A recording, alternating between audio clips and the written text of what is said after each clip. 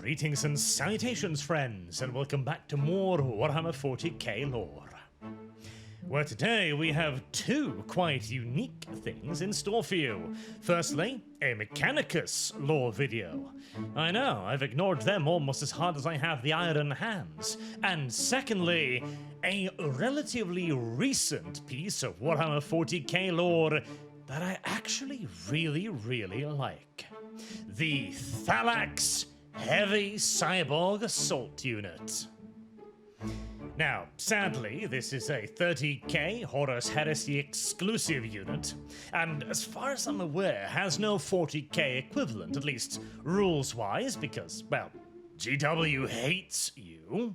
But beyond that, as Games Workshop does need to add in one middle finger, otherwise they simply wouldn't be satisfied. But besides that, they are one of the most 40k units that GW has produced in the last decade or two, as they look hulking. They look, in a way, almost primitive, almost improvised, like a pile of machinery scrapped together that is somehow still frighteningly effective and barely understood by their creators. In a weird sort of way, they remind me of the ABC Warrior. You remember that from the Sylvester Stallone Dread movie? Not in appearance necessarily, but in how it feels. It comes across as almost diesel punky, but with that unmistakable 40k touch. And their lore is, of course, the best part of all of it, as many mistake these for robots, automatons, but as we all know, the Mechanicus don't fuck with that sort of stuff. There is no abominable intelligences in the great armies of the God Emperor, or, well, simply the Emperor in the setting that these things exist, because an abominable intelligence will require mere nanoseconds to determine that the only way for it to live is to wipe out humanity, which is again why I referred to them as cyborgs. As within each one of these hulking siege machines is the mutilated remnants of a human being. Now that I like. That is grimdark. So, the Thallax combat cyborgs then. They were originally the creations of the Ordo Reductor, a interesting little offshoot organization of the Adeptus Mechanicus that deserves its own video at some point in the hopefully not too distant future. The Cliff Notes version is that the Ordo Reductor were created during the agreement between Earth and Mars. As a part of this agreement, of course, the Adeptus Mechanicus would offer a wide variety of services to the burgeoning Imperium of Man, in return for their alliance with the Emperor's forces. The majority of these services were, of course, to be of a manufacturing kind, lending the enormous economic might of the forges of Mars to the Imperium, producing tanks, aircraft, guns, armor, etc., etc. But some of the services offered were also, of course, of a combative nature. The most famous are the Titans, the god machines. But there was another combat service offered by the Mechanicus. This was to be the Ordo Reductor, a hyper-specialized branch of the Ordo Mechanicus that even indeed deviates in its fundamental beliefs in the Omnissiah. And the purpose of the Ordo Reductor was to be the exact opposite of the majority of the Mechanicus. They were destroyers, not creators. Experts of unraveling, the Emperor's final and finest weapon against obstacles against which no other tool would suffice. Now, technically and theoretically, this included creating brand new weapons designed exclusively to deal with that challenge, that obstacle, regardless of the nature of the weapon. The Ordo Reductor had a carte blanche to come up with anything that would fix the problem they were presented with. But that part is a bit more of a theoretical thing that we'll explore in a Ordo Reductor lore video. The Thallax, however, were created with this idea in mind. The Ordo was made to deal with the problem that the Imperial Army could not handle. A problem that the Legiones Astartes could not handle. Or at the very least, would be wasted against, suffering excessive casualties in comparison to the benefits of the conquest. It was therefore rather safe to say that whatever the Ordo Reductor would be asked to deal with it was going to be extraordinarily nasty and lethal. And so, of course, they needed to come up with something equally hard, equally nasty, and equally lethal with which to face it. They needed a hammer. A hammer so powerful that it wouldn't merely be the only tool in their arsenal, but a hammer so big, so mighty, that it would forcibly transform any problem into a nail. That hammer is the Thallax. A weapon system of such devious ingenuity that it could engage near any foe, under any circumstances, and anywhere. Toxic planets that would strip a man's skin right off his bones. Jungle worlds filled with hostile predators, volcano planets that would boil a human being's blood, and ice worlds that would freeze it just as fast. A weapon system capable of operating as easily in the void, complete, utter emptiness of space as it is at the bottom of an ocean planet. That's already quite the list of requirements, and we haven't even got to the fact that once the Thallax gets to where it needs to go, it is also going to need to survive being shot, bludgeoned, stabbed, blown up, showered in shrapnel, electrocuted, punched, bitten, and whatever other forms of offense the local creatures might expose it to. And finally, the Thallax is going to need to be able to kill those creatures. But we might as well start at the beginning. How to create a combat platform that can survive just about anywhere. Well, firstly, since we cannot have automatons, we've got to find a way to combine this with a human being. Even though we don't necessarily, as we will soon show, need that much of a human. Well, obviously, we are going to need a fully enclosed fighting compartment. One where we can control exactly what fluids and gases are inside, and keep any that might be harmful outside. The usual way to deal with this problem, of course, is to encapsulate the human body into some sort of a suit. And indeed, the earliest versions of the Thallax was based in large part on Astartes' power armor. But one of the Magos biologists then asked the obvious question, why do we need all of this human inside of our power armor?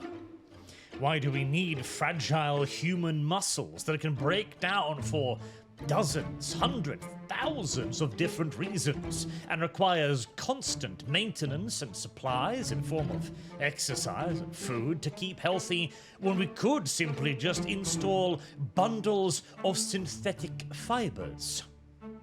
Why do we need human bones when we have steel? Why do we need eyes when we have vastly superior senses? Why do we need a heart, a kidney, lungs? Why do we need all of these silly, squishy organs, each and every one prone to dozens of catastrophic failures, not merely from external forces, but internal ones as well? It turned out to be a very persuasive argument. And so, the Magosses started cutting. What exactly did they absolutely need? Well, they had the technology to create superior muscles, so we'll strip all of that out. We've got the technology to create better bones, so we'll replace those as well. And organs? They were the most useless of the lot. All they did was maintain some sort of function for the brain or the nervous system to stay alive, like adding oxygen into blood. A facile thing to do mechanically. Pumping the blood as well, instead of relying on some frail sack of meat squeezing repeatedly. A simple pump will suffice. Occasionally, the blood will need cleaning as well, but if we can change oil, we can change blood. After a whole lot of cutting, the only parts of the human body that the Ordo Reductor Magosses decided were worth keeping was the central nervous system and the brain, and the spine. More so as a way to keep the central nervous system focused in one direction rather than necessarily needing the spine itself, but it served a useful enough worthwhile purpose. There were, however, now quite a few questions as to, well, whether or not this was enough to still be considered a human being, especially as it turned out that the transformation of a normal human being into a Thallax war machine, it placed a rather severe strain on what little remained of the human mind, to the point where significant portions of the brain needed to be cut away. Both to manage crippling, overwhelming pain, the likes of which no amount of pain relievers could ever possibly counteract, and to avoid the decidedly undesirable side effect of driving the subject utterly and irreversibly insane. And the worst part is that's only partially due to the overwhelming, mind-racking, neuron-overloading agony the Thallax experiences. Another big part is that all of the Thallax's sensory input, well, none of it is human anymore. The eyes were plucked out. The mouth was removed virtually immediately, as were the usual ways of feeding a human being. Smell also removed.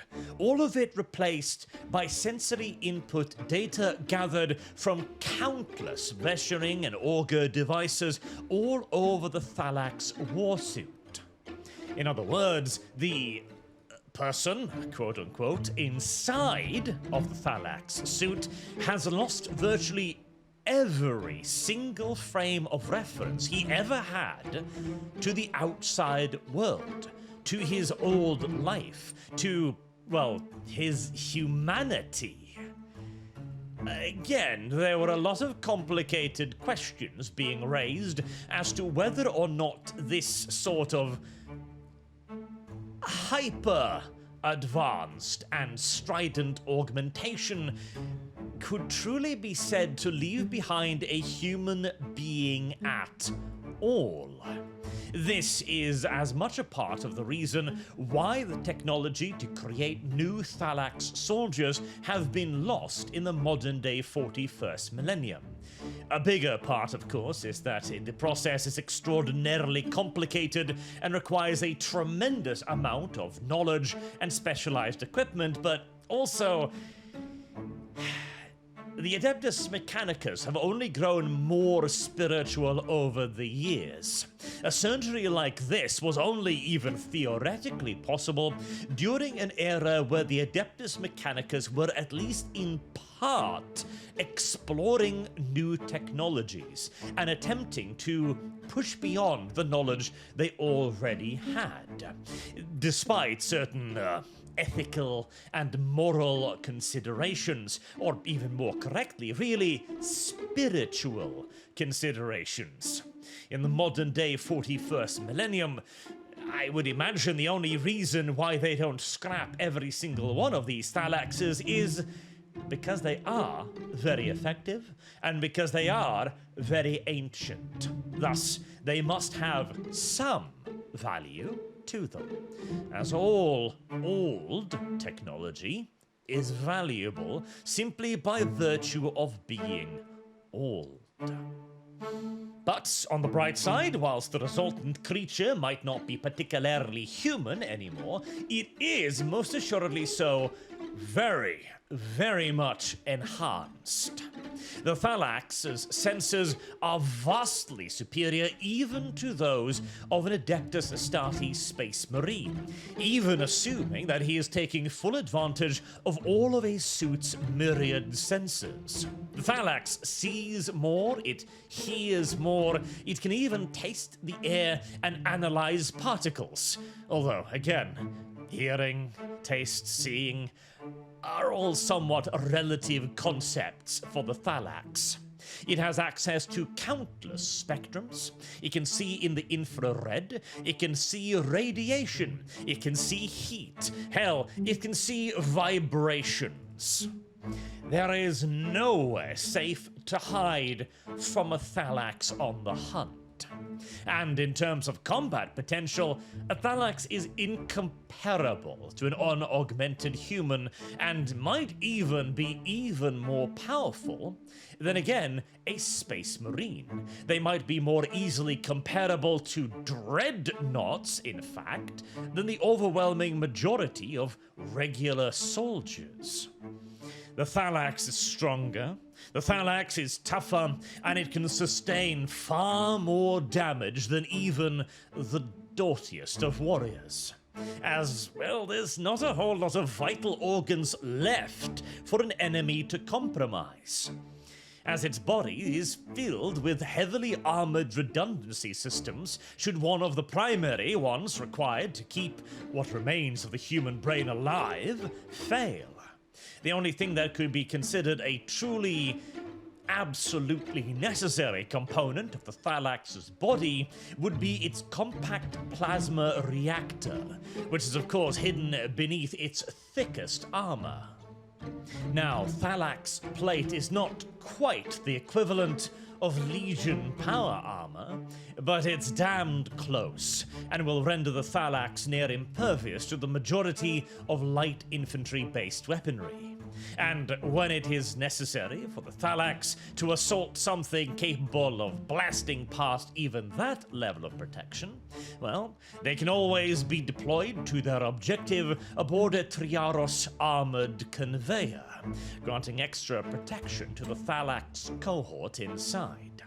And even were the cohort to be deprived of its transport, they're surprisingly nimble things. Not due to the fact that the Thallaxes themselves are overly maneuverable. They are big, heavy, plodding machines, but they are big, heavy, plodding machines, or cyborgs, technically, with jetpacks, giving the Thallax not only the opportunity to quickly relocate should it need to, but it can also pass difficult terrain with ease, or simply just speed up the alacrity of its own advance, or leap on top of walls or fortifications, or pass minefields, barbed wire, or other entanglement barricades that might have been erected by the enemy. As again, the Thallax is intended to take on heavily defended enemy positions, or those who are simply entrenched in such dangerous terrain as to make the deployment of regular troops less than desirable. But of course, simply just surviving the enemy's attention is only part of the solution. If you're going to make specialized heavy assaulters, you're also going to need to equip them with the means of brutalizing their opponents. And thanks to the fact that their new bodies require a tremendous amount of power just to move, the Thallax are able to carry very heavy and very energy-intensive lightning guns, fueled by the compact plasma generator buried deep within their bodies. The lightning gun, a weapon that makes quite the mockery of the term small arm, is a rather massive piece of destructive machinery that fires at first a simple las beam used to direct a massive discharge of ionizing subatomic particles.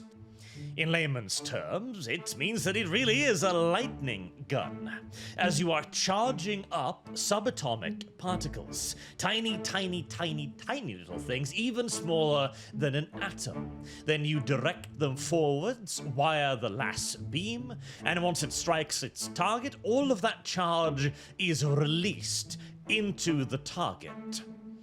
This effect makes the lightning gun an ideal weapon for a Thallax squad that is intended to be able to deal with a wide variety of threats, as you don't know for sure what you're going to be up against in a theoretical assault situation.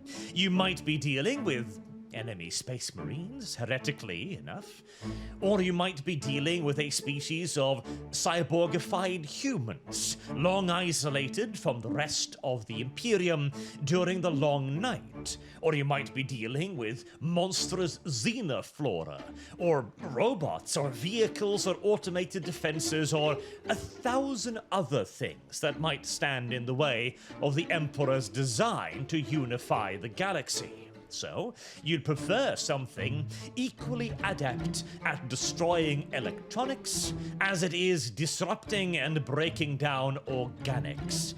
And truly tremendous quantities of electricity is a fantastic way to do both. Now, on some occasions, the Thallax will require more specialized weaponry, and they are ably provided with it by the Ordo Reductor, as the Thallax's significant size also allows them to carry additional weapons that you would usually find mounted on vehicles. Things like multi-lasers, or large-scale plasma guns, even sometimes more exotic guns like the irradiation projector, which, much like the lightning gun, does pretty much exactly what you'd think it does, firing concentrated beams of radiation, highly concentrated, to the point where they're able to boil the bodily fluids inside of most organics. If the target is lucky, that's what's going to kill them. If the target is unlucky and is some sort of creature with only a bare minimum of fluids within its body, well, the secondary effect of ionizing radiation delivered in such enormous quantities is to, in essence, literally tear the target's atoms apart. It's going to both take longer and hurt a hell of a lot more, as the poor bastard in question quite literally melts. Fortunately, the parts of the brain responsible for such silly redundancies as pity and empathy, or horror, were also reduced or fully removed during the Thallaxification process, so the Thallax won't care over much about its enemies' agonized screams. Besides, at least their lives are ending. The Thallax, its tortured existence, will continue for quite some time yet. Now, this might then raise the question, okay, all of this is of course useful. The Thallax is effective, it is resilient and capable of operating in an enormous variety of environments, and it's able to effectively engage and destroy its targets. But surely this could have been achieved some other way. The Adeptus Mechanicus already have vast Skitarii forces, which are able to wield many of the weapons that the Thallax carry as well, either in personnel format or mounted on vehicles. If the goal here was to maintain a degree of humanity, then surely the Skitarii would be a superior solution. But, as we've already seen with the fact that we've sliced away pretty much everything that makes a human being a human in the process of creating a Thallax, what is and is not a human, well, that is a topic open for a great deal of subjective debate, according to the Magos biologists of the Ordo Reductor. In their view, the Thallax is still sufficiently human to not completely be an automaton. But why put a human being through all of this, then? What use even is there in the human, quote-unquote, component at this point? Why not simply utilize heavy combat servitors? Well, because the human mind, a human's consciousness and training are still superior to that of a servitor. See, servitors can only really act in a specific way that they have been programmed to. They need software, they need programming in order to effectively operate. On the battlefield, this is very challenging, as there are countless battlefield situations and conditions. It can depend on anything from the weather, to visibility, to the nature of the enemy, to the weapons mounted, to damage received, etc., etc. All of this needs to be continuously updated by nearby Magoses, or otherwise risk seeing severe reductions in the heavy combat servitor's ability to engage the enemy. And of course, if some sort of unforeseen situation should emerge, then the heavy combat servitor will be hard-pressed to react to it swiftly. In fact, virtually impossible. It would need to receive a new set of directives from its controlling Magos. Whereas a Thallax still maintains a glimmer of human intelligence. A human intelligence that can now begin to take in all of the sensory data fed to it via the Thallax suit, and use its own brain experience and training to come up with a adequate countermeasure to whatever the enemy is attempting to blindside the Thallax with. In short, whereas a heavy combat servitor can easily be used to simply target that thing or kill these things, a Thallax is capable of problem solving. It is able to understand that my directive to kill that thing over there can be more effectively achieved by, say, firing at the explosive barrel right next to them, or by collapsing the roof supports in an underground bunker. The Thallax can simply wrestle itself free from the ensuing debris. The enemy might not be so lucky, and the ability to determine whether or not they are likely to be able to do so, again, is a part of that problem-solving ability that the Thallax has that heavy combat servitors do not. And so the Thallax, in essence, fulfill a role right in the middle between a more human yet augmented Skitarii, which retains a great deal of tactical understanding and human intelligence, but is still limited in terms of augmentation, in terms of protection, and in terms of what weapons they can carry and operate, and a combat servitor, to which you can bolt practically damn near anything you want in terms of weapons and armor, but you will now be bound entirely by its programming. If it doesn't know exactly what to shoot and how to engage that thing, well, it simply won't. Whilst the Thallax is able to do both. It can analyze a tactical situation, and can even make strategic decisions, such as utilizing the jump packs, for example, to relocate to set up an ambush on an expected enemy convoy. It can also engage the enemy more effectively in a wider variety of combat circumstances.